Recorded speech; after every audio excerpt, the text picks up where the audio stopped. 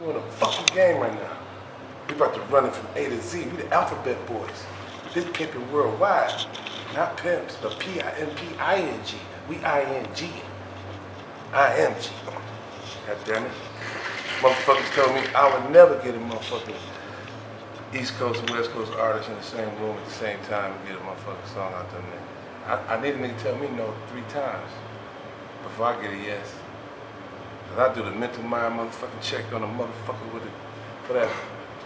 So you put that together, an East Coast artist and a West Coast artist, you put them together? MG hooked it up. G hooked it up. Now we trying to squash all this East-West stuff. We still years in the studio making fucking hits. Signed a bunch of rappers with some tight ass shit.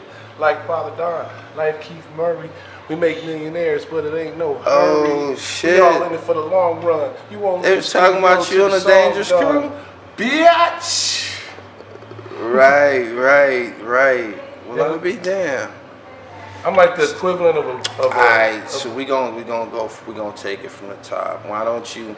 Cause like I told Jazzy Faye, primarily my audience consists of the demographics between 17 and like 32, right?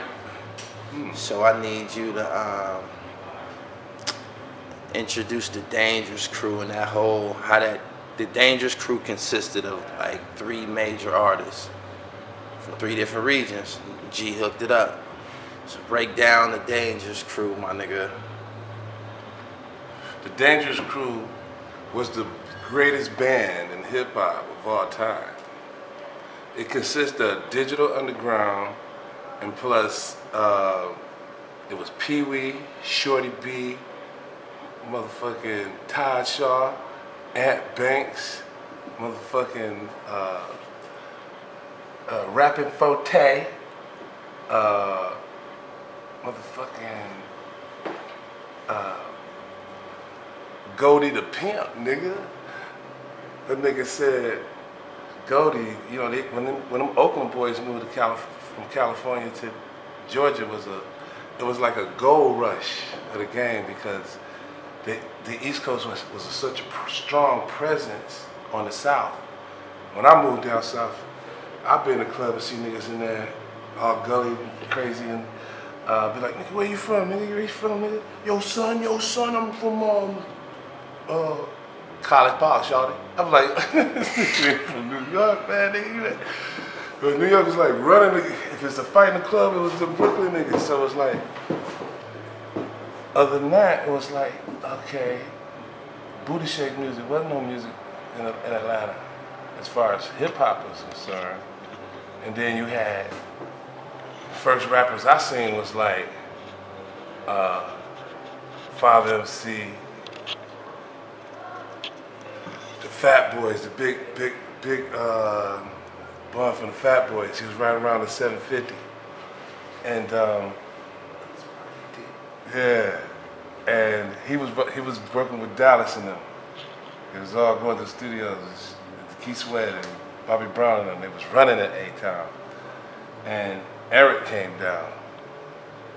When Erick moved from New York, it was like, I always think about when Nas say hip hop is dead. I'd be like, no, hip hop ain't dead. It moved down south.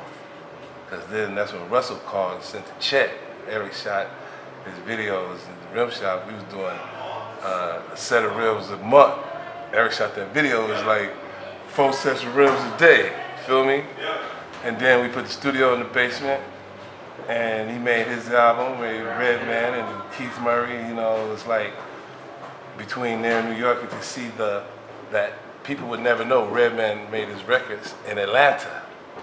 People would never think that they was riding around here in Lexuses and coupes, and we had Shaq in the basement battling Puffy with freestyle raps and rhymes, and from some guys that was just dreaming of getting into the rap game to actually seeing it unfold and being right dead center of some monumental hip hop history, to see some things that, to see Pac and Breed and see DOC and Jamal and Malik and Snoop, and to see Mark Curry go from washing the cars in the back of the rim shop, hustling to make ends meet, battling every rapper that ever came up in there, to actually writing the Godzilla soundtrack record, to seeing all my dudes in the video.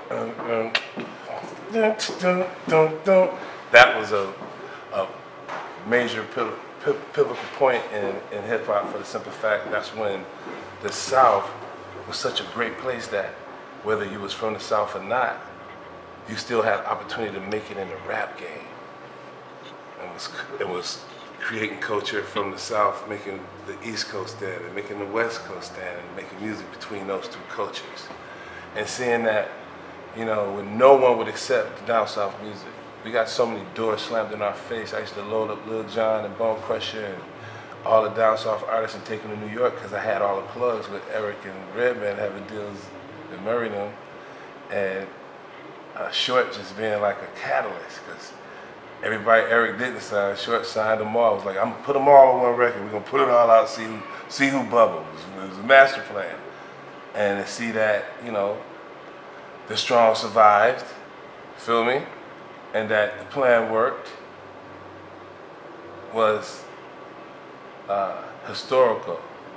And I dreamed that, you know, I could talk to the Pimp C again, or Reed again, or, you know, hear Biggie rhyme and see him do his thing. That to actually say I smoked with the greatest. I smoked with Pac, I smoked with Biggie, I chill with them, like, and to have a relationship with them and have some business with them, contractual obligations, where at that point in their careers, and to lose them, like Pac, then Biggie, then Pimp C, then to see like Breed, then SHAKUR Stewart, no one was expecting that one. That was like a major blow. Then we lost Claude Austin, and Randy Rand was the first wave when we was getting in the game. To say, was that like a sacrifice, or was that like yeah, it was a lot of people died for us to get here, be here right now. We got a lot of ancestors up there, and the heavens opened up the gates, making things work for us. I guess that's why I'm smoking so much motherfucking weed every day. To ease that stress. Well, we didn't, I just kind of like freestyled the interview because I know where I'm going with it. You never gave your name. Why don't you share with my viewers your name, beloved? Tell them where you from, tell them your block, because them niggas watching, they watching in the D.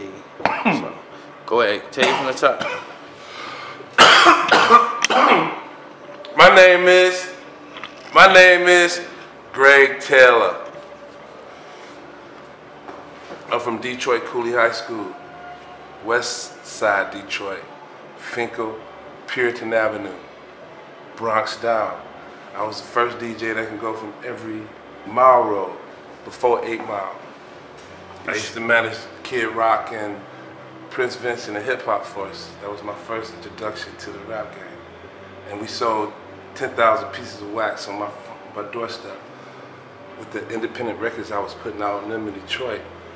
That was Maximilian management. We was Maximilians. And I was a ball player. My dream was to go pro. And okay, hold on. I'm gonna stop you right there because I was gonna get to that. So you volunteered the information. You're a ball player. Yeah. And you from Detroit. Yeah. So give me some famous names of the niggas that dunked on you in high school. Oh man. First one would be, his name was Roy Tarpley. Ooh wee. Woo. You played against Tarpley, my nigga? Hey, I'll never forget the day he came to Cooley, because Cooley was winning the state championship every year. If you played on Cooley, it was guaranteed to run like Michigan or Michigan State. That's all I ever needed, and I knew I could go pro, right? That was we had hoop dreams. And all we did was listen to LL Cool J and Run DMC in the gym, and that was just part of the practice regimen.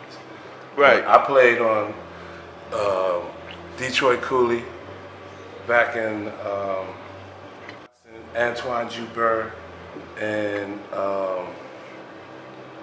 Andre Rison and Glenn Rice. Andre Rison and Glenn Rice All and Tarpley playing all for played the- on the same high school team. All playing for the high school PSL championship. They were playing in Flint, and all the rest of them was playing on all the different Cooley teams. And that's when I knew that you could be all you can be, because these guys were like big shots. They were shooting half quarters. They was dunking. They was alley-ooping.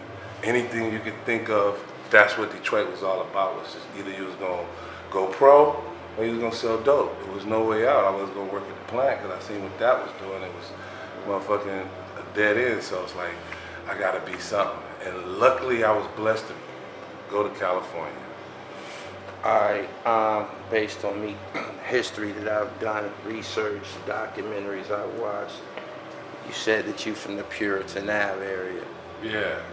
Puritan Ave was like a stronghold for Young Boys Incorporated in the early 80s.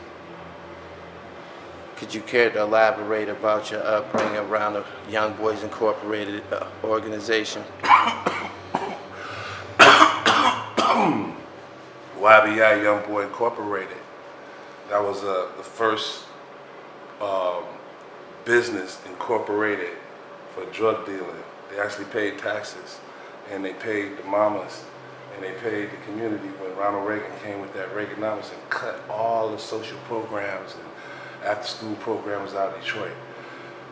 Detroit was the #1 middle-class community in the world, and if your parents worked at the factories, my mom worked there, my pops worked there, they making 100,000, that's 50-50 right there.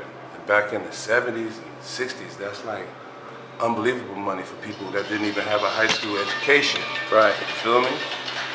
So,